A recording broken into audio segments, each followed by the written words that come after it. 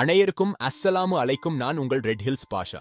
இன்னைக்கு ஒரு முக்கியமான கேள்வி, ஈமான்னா என்ன, அது நம்ம கிட்ட எப்படி இருக்கணும், 60 செகண்ட்ல பார்ப்போம். முதல்ல, ஈமான்ங்கிறது வெறும் வார்த்தை கிடையாது, அது ஒரு அசைக்க முடியாத நம்பிக்கை. அல்லாஹ் பார்த்துப்பான் அப்படின்னு நம்ம மனசுல ஒரு சின்ன டவுட் கூட இருக்கக்கூடாது. உங்க ஈமான் ஸ்ட்ராங்கா இருக்கான்னு பார்க்க விஷயத்தை செக் பண்ணுங்க. 1, மனசால உண்மையை நம்புறது.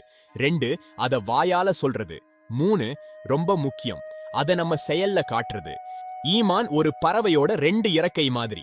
ஒரு பக்கம் அல்லாஹ்வின் தண்டனையை நினைச்சு பயம் இருக்கணும், இன்னொரு பக்கம் அவனோட கருணை மேல பெரிய நம்பிக்கை இருக்கணும். இது ரெண்டும் இருந்தாதான் லைஃப் பேலன்ஸா போகும். நபிகள் நாயகம் சொன்னாங்க, உனக்கு எது பிடிக்குமோ அத உன் சகோதரனுக்கும் விரும்புற வரைக்கும் நீ முழுமையான முஃமின் கிடையாது. சோ மத்தவங்க நல்லா இருக்கணும்னு நினைக்கிறதும் ஈமான் தான்.